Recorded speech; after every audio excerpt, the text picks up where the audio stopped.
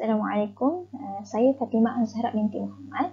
Baiklah, pada hari ini saya akan berkongsi tentang perkembangan sistem pendidikan dan hubungannya dengan falsafah pendidikan. Baiklah, yang pertama adalah falsafah pendidikan kebangsaan. Falsafah pendidikan kebangsaan ataupun FPK yang dahulunya dikenali sebagai falsafah pendidikan negara merupakan dasar pendidikan yang telah dilaksanakan di negara Malaysia. Matlamat utama falsafah pendidikan kebangsaan adalah melahirkan insan yang seimbang dari segi jasmani, emosi, rohani dan intelektual.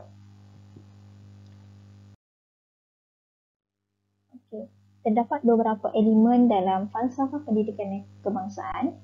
Antaranya adalah pendidikan adalah satu usaha berterusan, seterusnya memperkembangkan potensi individu, melahirkan insan yang seimbang dan harmoni, perkembangan potensi secara menyeluruh dan bersepadu, kepercayaan dan kepatuhan kepada Tuhan, melahirkan rakyat yang berilmu pengetahuan, berakhlak mulia, bertanggungjawab dan berketerampilan, dan yang terakhir berkeupayaan untuk mencapai kesejahteraan diri. Seterusnya, kita akan masuk kepada pengenalan sistem pendidikan negara. Baiklah, sebelum kemerdekaan, sebenarnya tanah Melayu ini, pendidikan di tanah Melayu dikelolakan oleh kuasa pentadbiran penjajah tanpa berpandukan kepada dasar yang jelas. Anak muda pada hari ini perlu tahu bahawa sistem pendidikan pada zaman penjajahan British di tanah Melayu memberi kesan besar dalam masyarakat, terutamanya mewujudkan polarisasi kaum. Bermula dari titik ini, ramai yang telah mengkaji fakta dan membincangkan untuk penambahbaikan dalam sistem pendidikan pada hari ini. Sistem pendidikan pada zaman penjajahan terus berkembang tanpa mengambil kira keperluan pembangunan, pembentukan identiti kebangsaan dan perpaduan antara kaum untuk membina negara. Kesannya masih tersisa dasar pemerintahan British pada hari ini.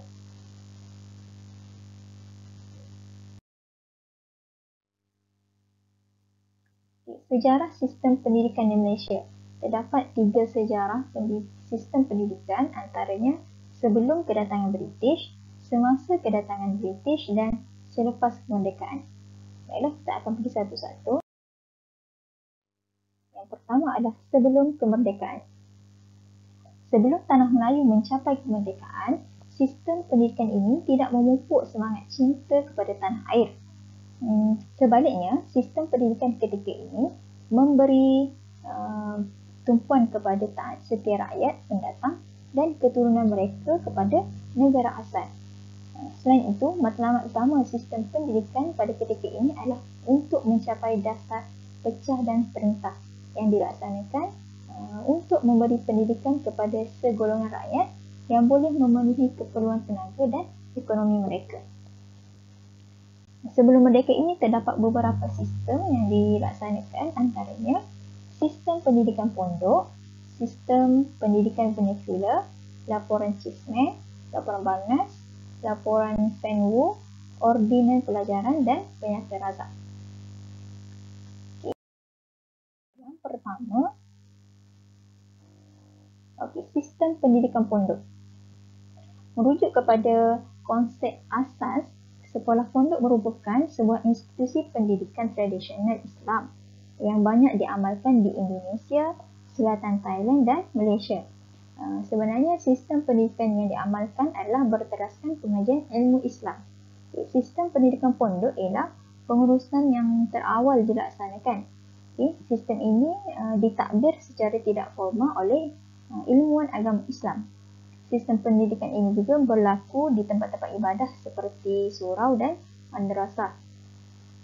Antara ciri yang boleh menjelaskan sistem pendidikan pondok adalah yang pertama, pengajaran dan pembelajaran dilaksanakan berdasarkan isi kandungan dalam Al-Quran. Yang kedua, Al-Quran dan kitab-kitab berkaitan hadis, fiqh, tauhid dan tasawuf adalah dibawa daripada negara-negara Islam seperti Mesir dan negara Arab yang lain. Yang seterusnya, wujud sekolah pondok yang telah menjadikan sistem pendidikan negara lebih baik berbanding dengan pelaksanaan di surau dan di madrasah. Seterusnya, pengajaran dan pembelajaran dilaksanakan pada waktu pagi, iaitu selepas waktu subuh, dan ada juga di waktu petang serta waktu malam. Kaedah pengajaran yang utama adalah secara hafalan. Pelajar mengeja dan membaca secara berulang-ulang ayat Al-Quran sehingga mereka boleh menghafal surah-surah dengan lancar. Seterusnya, dalam pengajaran bidang fiqh, pelajar perlu mengingati dan menghafal hukum-hukum yang berkaitan dengan syariat Islam. Dan yang terakhir, kaedah pentaksiran dengan prosedur yang sangat mudah, iaitu seorang pelajar dianggap telah menamatkan pengajian apabila telah 4 atau 5 kali khatam Al-Quran. Okey. Ini adalah sistem pendidikan pondok. Hubung kait antara sistem pendidikan pondok dengan falsafah pendidikan kebangsaan adalah yang pertama, sebenarnya sistem pondok ini mempunyai matlamat untuk melahirkan insan yang berkebolehan dalam aspek teknik dan praktikal. Teknik dan praktikal ni maksudnya mana-mana pelajar dari lepasan pondok, jika dia mempunyai kemahiran komunikasi, sebenarnya mereka boleh mengajar di surau-surau itu secara praktikal lah, mereka akan beri tazkirah dan sebagainya. Yang kedua, mementingkan pembangunan rohani seperti dalam FPK, iaitu mewujudkan insan yang seimbang dari segi jasmani, emosi, rohani dan intelektual berdasarkan kepercayaan kepada Tuhan. Seterusnya, pendidikan berteraskan agama Islam bagi melahirkan masyarakat yang dapat mengaplikasikan agama dalam kehidupan seharian. Okey, yang terakhir, mementingkan ilmu Islam agar melahirkan insan yang berakhlak mulia, bertanggungjawab dan berupayaan mempunyai ataupun mencapai kesejahteraan diri. Baiklah.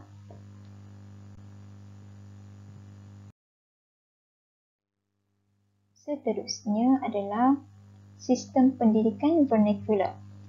Terdapat 5 jenis sekolah vernacular pada zaman sebelum kemerdekaan, antaranya sekolah vernacular Melayu, sekolah vernacular Cina, vernacular Tamil, vernacular agama dan yang terakhir vernacular Inggeris. Sistem sebenarnya sekolah ini, yang pertama saya akan terangkan berkenaan dengan sekolah vernacular Melayu. Bagi sekolah vernacular Melayu, sekolah-sekolahnya hanya didirikan untuk anak-anak bangsawan sahaja. Perkembangan sekolah vernacular Melayu terhalang kerana kekurangan guru Melayu. Banyak sekolah Melayu ditutup kerana pelajar perempuan tidak digalakkan sekolah dan pelajar lelaki yang sedikit. Bagi sekolah vernacular Cina, sekolah Cina ditubuhkan pada tahun 1815 oleh kumpulan penyebar agama dari Persatuan Mubalik London atau masyarakat Cina itu sendiri yang membukanya. Terdapat juga sekolah yang dibina secara persendirian oleh individu atau tokoh-tokoh tertentu. Masyarakat Cina sebenarnya berusaha memajukan sistem pentadbiran sekolah vernacular Cina bagi memastikan warisan budaya dan bahasa mereka terus berkembang di negara asing. Baiklah, seterusnya sekolah vernacular Tamil. Sekolah vernacular Tamil sangat terhad kerana masyarakat India yang tinggal di ladang kurang berminat untuk menghadirkan diri ke sekolah. Kesedaran mereka terhadap kepentingan pendidikan masih rendah pada ketika itu. Kebanyakan sekolah vernacular Tamil didirikan oleh pemilik ladang untuk menarik pekerja tinggal lebih lama di kawasan tersebut. Seterusnya, sekolah vernacular Inggeris. Sekolah Inggeris ini hanya didirikan di kawasan bandar oleh paderi atau penyebar agama Kristian. Pengajaran yang dilaksanakan dengan menggunakan bahasa Inggeris sebagai bahasa pengantar. Pendidikan bahasa Inggeris mula diperkenalkan dalam kalangan anak-anak golongan bangsawan. Guru-guru yang mengajar di sekolah Inggeris merupakan paderi yang mendapat pendidikan di Eropah. Dan yang terakhir adalah sekolah vernacular agama. Sekolah vernacular agama atau pendidikan madrasah yang didirikan oleh masyarakat Melayu yang beragama Islam. Jadi, pihak Inggeris mengambil inisiatif mendirikan beberapa free school untuk menjamin keperluan tenaga separuh mahir bagi mengisi kekosongan jawatan yang dipanggil sebagai pegawai pentadbir rendah di pejabat-pejabat. Pelajar dari semua kaum dibenarkan masuk ke sekolah ini, tetapi dia akan dikenakan bayaran. Okey, seterusnya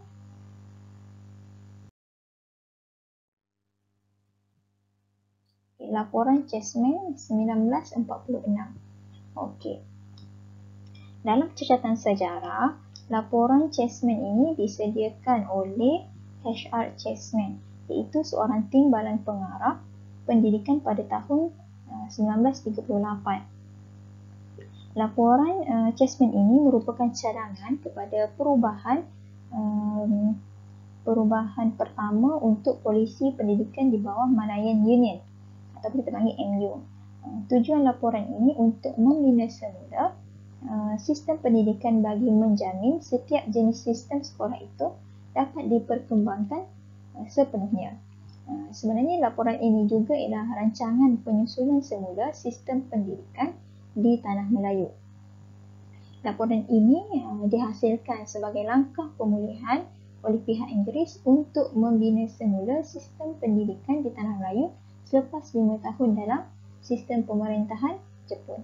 Okay, antara cadangan dalam laporan ini adalah yang pertama, pendidikan rendah diberi secara percuma kepada anak-anak di sekolah vernacular. Yang kedua, kanak-kanak dibenarkan menggunakan bahasa ibunda masing-masing di sekolah.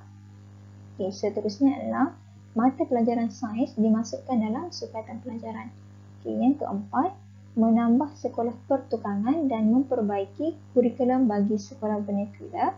Dan yang terakhir, subjek amali mesti dimasukkan ke dalam kurikulum bahasa Inggeris. Okey. Seterusnya adalah laporan Barnes 1950. Okey. Jawatan kuasa ini sebenarnya ditubuhkan pada tahun 1950 yang dipengerusikan oleh L.J. Barnes, iaitu pengarah latihan sosial dari University Oxford. Okey, sebenarnya laporan Barnes ini telah mengutarakan beberapa cadangan dan tujuan untuk meningkatkan tahap pencapaian pelajar Melayu di sekolah vernacular dan meningkatkan tahap pencapaian dalam bahasa Inggeris. Pada masa yang sama, laporan Barnes ini juga berusaha untuk menangani masalah berkaitan dengan guru, meningkatkan kualiti guru, menambah baik tahap penguasaan pedagogi pelatih di maktab dan mencadangkan kurikulum latihan guru yang lebih bersesuaian. Bagi meningkatkan pengurusan pendidikan, laporan ini mencadangkan penubuhan sekolah kebangsaan yang menggunakan bahasa Melayu atau bahasa Inggeris sebagai bahasa pengantar. Jika salah satu dipilih sebagai bahasa pengantar, bahasa yang satu lagi dengan sendirinya digunakan sebagai bahasa yang kedua. Okey, laporan ini telah menyenaraikan tujuan sekolah Melayu ditubuhkan sebagai penambahbaikan. Tujuan sekolah Melayu diwujudkan juga adalah sebagai usaha untuk memupuk perkembangan individu ke arah kecemerlangan yang boleh dicapai daripada segi pengetahuan dan kemahiran. Seterusnya, laporan ini juga untuk menggalakkan dan merangsang serta membolehkan komuniti Melayu mencapai pendidikan yang terbaik. Jelasnya, kita dapat tahu bahawa laporan Barnes ini telah menyenaraikan beberapa cadangan.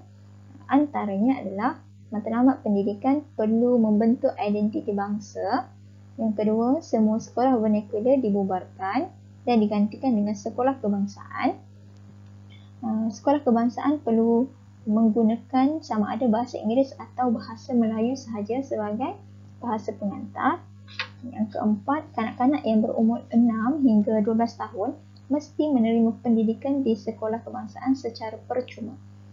Yang seterusnya, setelah tamat pendidikan sekolah rendah, murid-murid yang meneruskan pelajaran ke peringkat menengah akan menggunakan bahasa Inggeris sebagai bahasa pengantar. Seterusnya, pembinaan sekolah vokasional yang moden. Dan yang terakhir, kurikulum pendidikan perlu menekankan mata pelajaran sains, seni perusahaan dan satu lagi seni. Dan satu subjek lagi adalah seni rumah tangga. Sebagai secara ringkasnya, laporan Barnes 1950 ini dan cadangan-cadangan yang dikemukakan mendapat tentangan hebat daripada beberapa pihak sebenarnya, kerana terutama dari masyarakat China dan India. Mereka mendakwa bahawa laporan ini merupakan satu ancaman sebagai usaha untuk menghapuskan bahasa dan kebudayaan Cina. Tentangan ini telah menyebabkan berlakunya ataupun mewujudkan satu jawatan kuasa yang baru yang dipanggilkan ataupun yang kita tahu itu laporan Fenwu. Kerana ketidakpuasan inilah timbulnya laporan Fenwu 1951. Setahun lepas tu timbulnya pula laporan lain.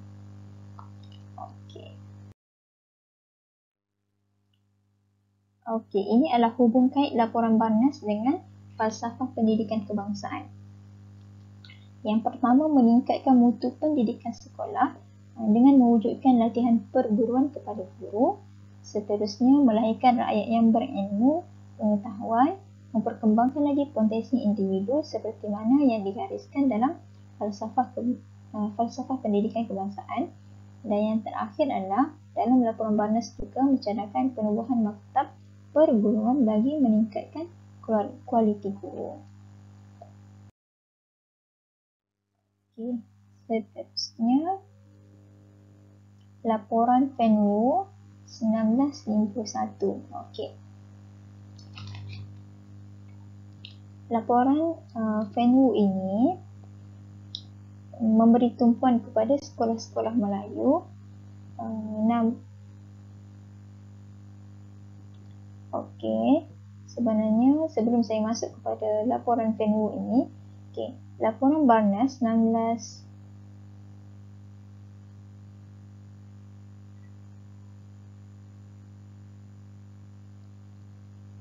Baiklah. Okey, laporan Barnes 1950 memberi tumpuan kepada sekolah Melayu, namun ia telah mendapat bantahan daripada masyarakat Cina. Rentetan daripada itu, Sir Henry Gurney telah menubuhkan jawatan kuasa Fenwu pada tahun itu untuk mengkaji laporan Barnes. Okey, laporan Fenwu ini diwujudkan sebagai maklum balas dari masyarakat Cina yang tidak berpuas hati terhadap cadangan dalam laporan Barnes 1951. Jawatan kuasa ini mengkaji dan menilai semula semua kewajaran yang dicadangkan dalam laporan Barnes yang dianggap cuba menghapuskan bahasa dan kebudayaan masyarakat Cina. Okey, jawatan kuasa yang diketuai oleh dua orang penasihat iaitu Dr. W.O. Fan, seorang setiausaha kerja bersekutu negara Cina, dan Dr. Wu Tiyao dari Pertubuhan Bangsa-Bangsa Bersatu. Jawatan kuasa ini telah menghasilkan laporan Fenwu yang berfokus kepada pembangunan sekolah-sekolah Cina dan menuntut supaya sekolah Cina dikekalkan dengan sukatan pelajaran yang berasaskan negara Cina. Okay, antara usul yang dikemukakan dalam laporan Fenwu 1951 adalah mengadakan dua sistem sekolah menggunakan bahasa Melayu sebagai bahasa pengantar dan satu lagi bahasa Inggeris. Yang kedua, pelajaran bahasa Cina dan Tamil perlu disediakan sekiranya terdapat 15 orang murid yang ingin belajar bahasa ibunda. Dan yang terakhir, sekolah aliran Inggeris harus dikekalkan dan pelajaran bahasa Melayu diwajibkan. Manakala akan terjadi sebaliknya pula jika bahasa Melayu diwajibkan di sekolah Inggeris, manakala bahasa Inggeris diwajibkan di sekolah Melayu. Okey. Laporan ini dibentangkan dalam Majlis Perundangan Persekutuan dan telah diluluskan pada tahun hadapannya iaitu 1952.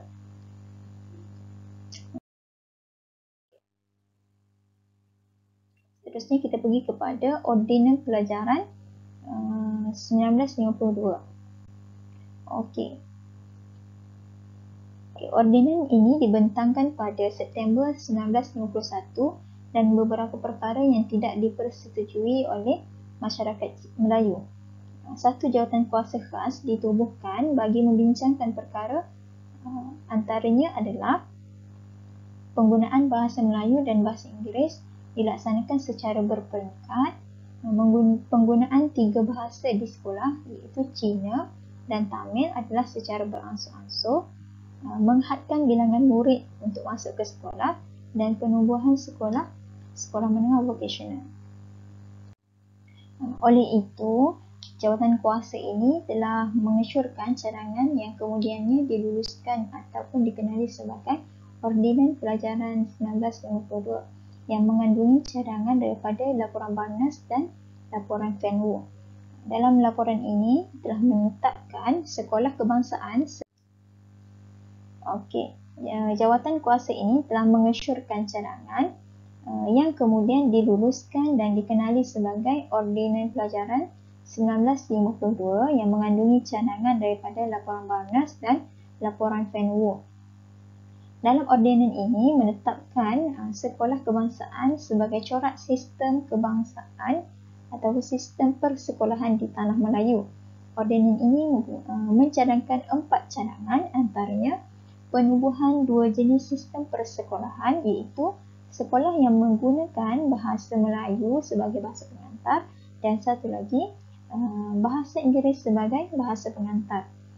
Seterusnya yang kedua, pembelajaran selama 6 tahun dengan menjadikan bahasa Inggeris dan bahasa Melayu sebagai bahasa pengantar di sekolah rendah. Seterusnya, pelaksanaan sekolah kebangsaan yang dicadangkan oleh ataupun yang dicadangkan dalam laporan Barnes itu perlu dilaksanakan dan sekolah Cina dan Tamil tidak termasuk dalam konsep sistem sekolah kebangsaan. Melalui ordinan ini, sekolah vernacular Cina dan Tamil tidak lagi diterima sebagai sistem persekolahan kebangsaan. Sebaliknya, bahasa Cina dan Tamil ini akan diajar sebagai bahasa yang ketiga. Namun sebenarnya laporan ataupun ordinan pelajaran ini tidak dapat dilaksanakan kerana wujudnya beberapa faktor, antaranya faktor kewangan dan faktor darurat.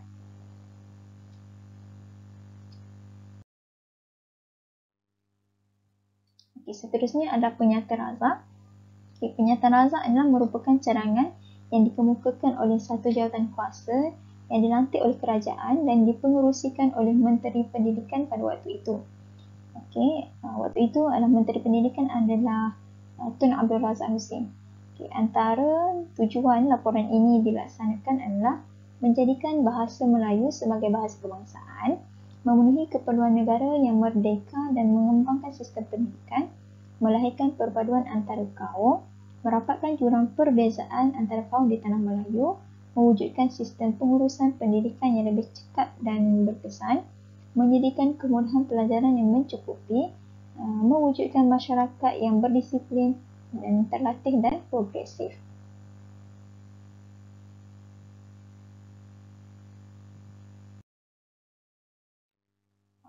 Antara hubung kait penyata razak dengan falsafah pendidikan kebangsaan adalah yang pertama, melahirkan rakyat yang bertanggungjawab untuk negara seperti yang terkandung dalam elemen FPK, di mana rakyat perlu menggunakan bahasa ibunda yang telah dijadikan sebagai bahasa pengantar dalam cadangan laporan ini.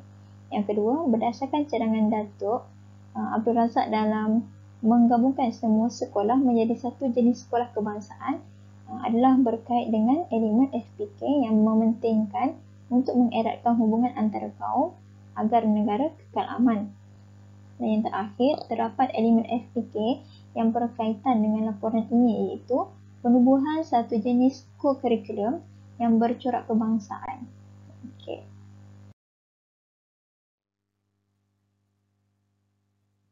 Seterusnya adalah sistem pendidikan ditambah baik dalam pelbagai aspek bagi memastikan hala tuju negara dapat dicapai melalui pembangunan pendidikan dan sumber manusia.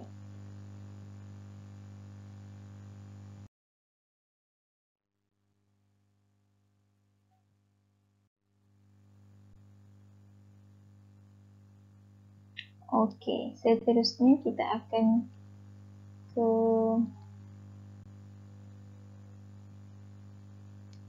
sistem pendidikan selepas merdeka.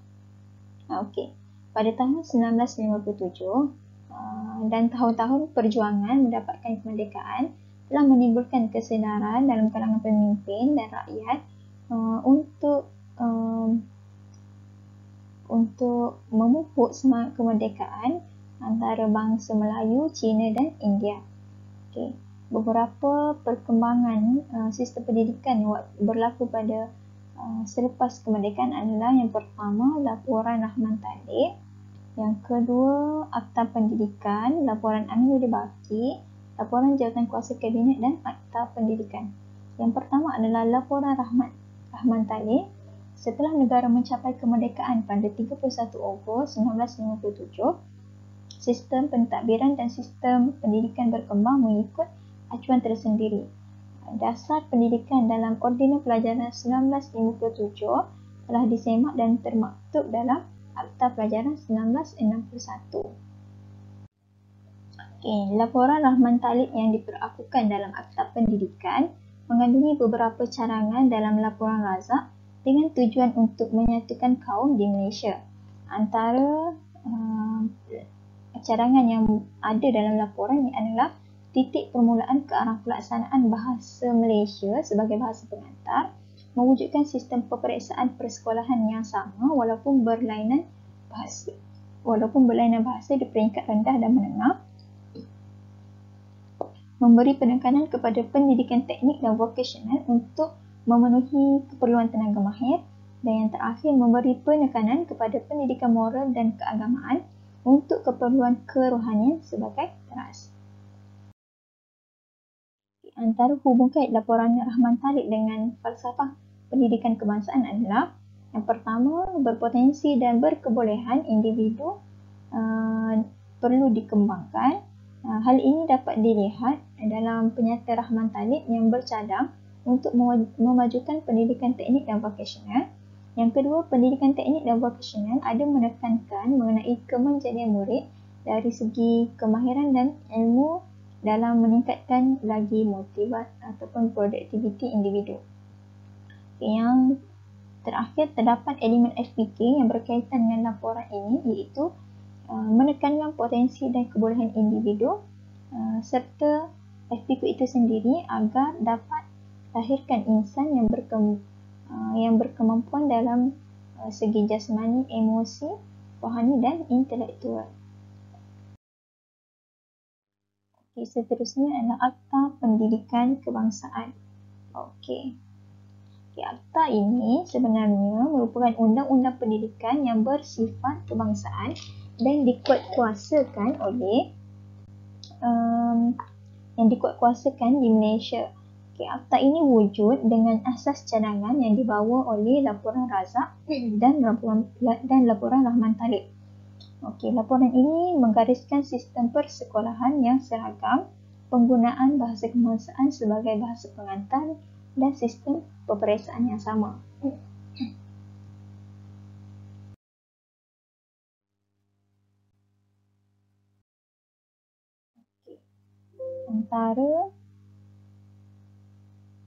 Sebelum kita ke laporan Aminuddin Baki, antara Akta Pendidikan yang mengandungi beberapa perkara lah.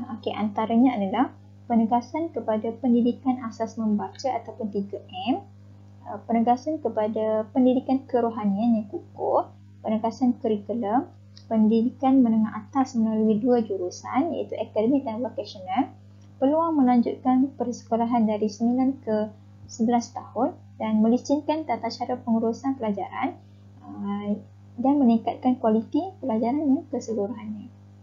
Baiklah. Seterusnya kita ke laporan Aminuddin Baki 1964.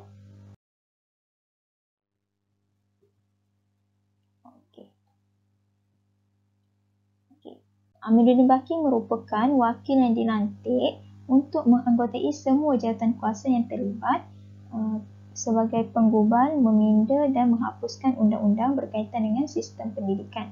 Aminuddin sebenarnya menolak sistem sekolah vernacular yang berteraskan dasar pecah dan perintah pada zaman pemerintahan British. Laporan Aminuddin Baki ini diwujudkan untuk mengkaji sistem pendidikan yang terdiri daripada pelbagai jurusan bagi sekolah menengah dan sekolah menengah rendah untuk menggantikan sekolah pelajaran lanjutan yang dimasukkan. Antara cadangan dalam laporan Aminuddin Baki terdapat ada 5 lah sebenarnya. Yang pertama, umur berhenti sekolah dinaikkan menjadi 15 tahun. Pelajaran sekolah menengah rendah dinaikkan hingga 3 tahun. Menyediakan peluang pekerjaan, memperkenalkan sekolah teknik dan terakhir, mempelbagaikan jenis kursus untuk melahirkan tenaga mahir. Okay. Hubung kait laporan Aminuddin Baki dengan falsafah pendidikan kebangsaan adalah memperkembangkan lagi potensi individu secara menyeluruh dan bersepadu, kerana laporan ini memperbagaikan jenis kursus supaya dapat menghasilkan tenaga kerja yang berkemahiran dan mempelbagaikan jenis kursus supaya dapat menghasilkan tenaga kerja yang berkemahiran. Seterusnya, laporan Jawatan Kuasa Kabinet 1979. Okey, laporan ini terhasil daripada maklum balas dan laporan daripada Jawatan Kuasa Kabinet 1974.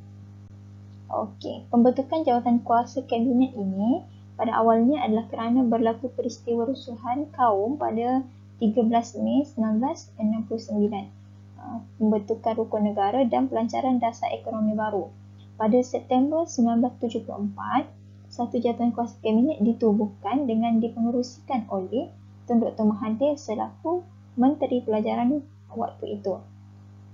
Okay, antara tujuan laporan ini ditulis adalah mengkaji semula matlamat dan keberkesanan sistem pendidikan waktu itu, memastikan keperluan tenaga manusia dipenuhi, mengkaji semula dasar pendidikan kebangsaan yang kurang menitik beratkan aspek perpaduan negara, membentuk ketetapan secara spesifik penentuan acuan warga negara Malaysia.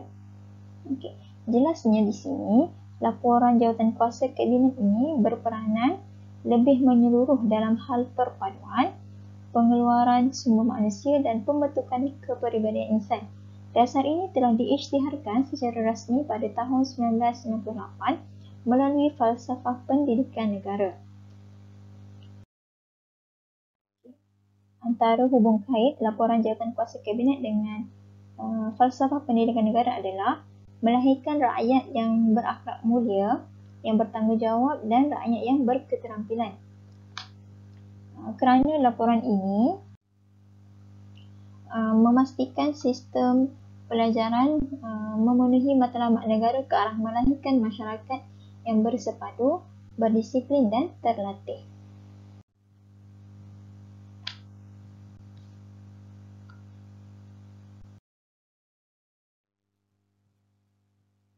Okey, seterusnya kita akan lihat pada Akta Pendidikan 1996. Okey, Akta Pendidikan ialah lanjutan dan kesinambungan pembaharuan yang dibawa daripada Akta Pelajaran 1961. Tujuan Akta Pendidikan 1996 adalah untuk menjadikan ataupun memantapkan sistem pendidikan kebangsaan sebagai usaha menjadikan Malaysia sebagai pusat kecemerlangan pendidikan yang bermutu dan bertaraf dunia. Secara ringkasnya, Akta Pendidikan 1996 menegaskan peraturan pendidikan yang melibatkan pencapaian kurikulum dan bahan serta peraturan pendidikan yang berkaitan institusi dan masyarakat. Akta pendidikan ini ada beberapa perkara penting yang ditulis, antaranya adalah menjadi panduan untuk menjadikan sistem pendidikan lebih sistematik dan lebih mantap dan meliputi peringkat persekolahan daripada peringkat prasekolah hingga peringkat pendidikan tinggi. Yang kedua, Akta Pendidikan menjadi garis panduan dan rujukan kepada terhadap pelaksanaan pendidikan sejajar dengan perubahan semasa. Dan yang terakhir, menjadi asas dalam memartabatkan bahasa Melayu.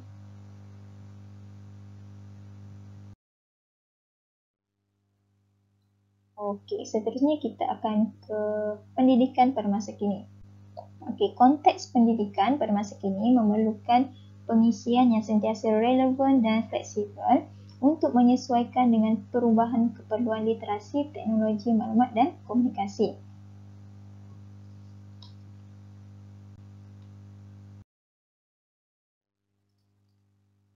Okey, yang pertama kita akan dalam pendidikan masa kini ni kita ada Pelan Induk Pembangunan Pendidikan 2006 hingga 2010.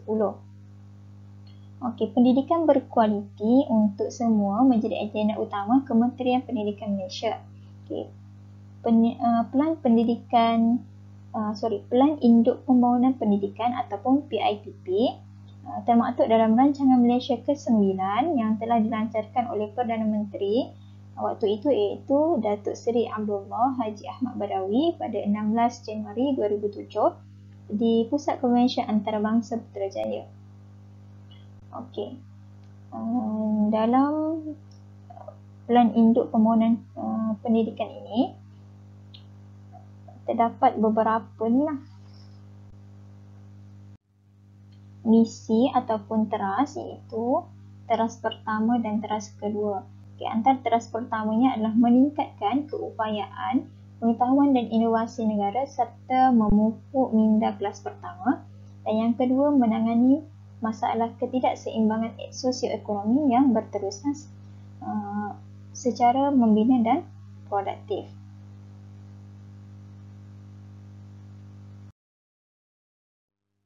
Antara hubung kait Pelan Induk Pembangunan Pendidikan dengan FPK adalah yang pertama, membangunkan modal insan yang fokus kepada ilmu pengetahuan serta kepakaran dan kemahiran yang tinggi.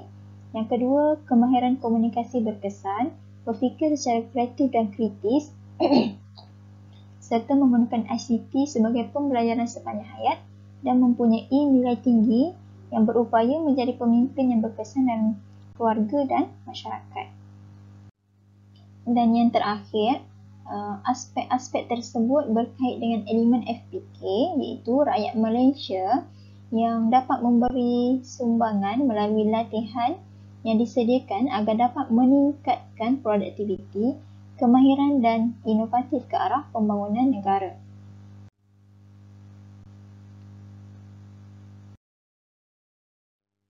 Okey, seterusnya kita akan lihat Pelan Pembangunan Pendidikan Malaysia PPP 2013 hingga 2025. Okey, antara pelan pendidikan adalah yang pertama, pendidikan adalah satu usaha yang berterusan, kepercayaan dan kepatuhan kepada Tuhan, melahirkan rakyat yang berketerampilan, melahirkan insan yang seimbang dan harmoni. Okey, sistem pendidikan negara boleh dibahagikan kepada 5 kategori. Yang pertama, pendidikan prasekolah, pendidikan rendah, pendidikan menengah, pendidikan lepasan menengah dan pendidikan tinggi.